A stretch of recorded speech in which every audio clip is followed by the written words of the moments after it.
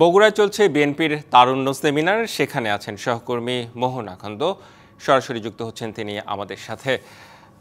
আপনার কাছে জানতে চাই মোহন, যে সেখানে সেমিনারে কোন কোন বিষয় প্রাধান্য পাচ্ছে, তরুণদেরকে ঘিরে সংশ্লিষ্টরা কি বলছেন? রেদওয়ান, আপনি জানেন যে বিএনপির পক্ষ থেকে কিছুদিন আগে রাষ্ট্র মেরামতে ৩১ দফা ঘোষণা করা হয়েছে। তো তার মধ্যে এই বাংলাদেশের তরুণ তরুণীরা তাদেরকে নিয়ে বিএনপি প্রোগ্রাম সাজিয়েছে। বিএনপির যে ৩ অঙ্গ সংগঠন রয়েছে, যুবদল, স্বেচ্ছাসেবক দল এবং ছাত্রদল, তাদের জন্য মূলত কৃষি উন্নয়ন, পরিবেশ রক্ষা এবং নাগরিক সমস্যা নিয়ে তরুণদের যে ভাবনা রয়েছে, সেই তরুণদের ভাবনা শোনার জন্যই আজকে আয়োজন করা হয়েছে, সেমিনারের আয়োজন। তো এখানে আমরা দেখতে পাচ্ছি যে প্রায় ৫০০ তরুণ তরুণী এখানে, যারা কোনো দল নিরপেক্ষ, তারা কোনো দল করে না, দলের সঙ্গে নেই, তারা যুক্ত হয়েছেন এখানে। এই প্রোগ্রামের মাধ্যমে তারা তরুণদের কাছ থেকে মাঠের অলরাউন্ডার আমি, আর ঘরের অলরাউন্ডার টাইলক্স।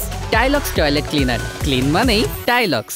এই যে কৃষি উন্নয়ন, পরিবেশ রক্ষা এবং নাগরিক সমস্যা নিয়ে তাদের যে চিন্তা ভাবনা রয়েছে, তারা সেগুলো শুনবে এবং যারা বিএনপি নীতি উন্নয়নের পর্যায়ে রয়েছেন তারা শুনবেন তাদের ভাবনাগুলো।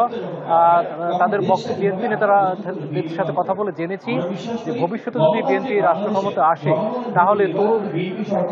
তাহলে তরুণদের যে ভাবনা, চিন্তা ভাবনা রয়েছে কৃষি উন্নয়নের ক্ষেত্রে, পরিবেশ রক্ষার ক্ষেত্রে এবং নাগরিক সমস্যার ক্ষেত্রে, তারা এই বিষয়গুলো কিভাবে চিন্তা ভাবনা করছে, ভবিষ্যতে তাদের চিন্তা ভাবনাগুলোকে রাষ্ট্রীয় পলিসিতে অন্তর্ভুক্ত করা হবে। আজকের এই সেমিনারের প্রধান অতিথি হিসেবে উপস্থিত রয়েছেন বিএনপির জাতীয় স্থায়ী কমিটির সদস্য জনাব নজরুল ইসলাম খান, এবং এখানে যারা আলোচকবৃন্দ রয়েছেন, জাতীয়তাবাদী গণতান্ত্রিক আন্দোলনের চেয়ারম্যান ববি হাজ্জাদ রয়েছেন, সাংবাদিক ও গণমাধ্যম কর্মী কাজী জেসিন রয়েছেন, মোস্তফা কামাল পাশা সহ বিভিন্ন বরেণ্য ব্যক্তিত্ব, বিভিন্ন ক্ষেত্রে যারা প্রতিষ্ঠিত রয়েছেন।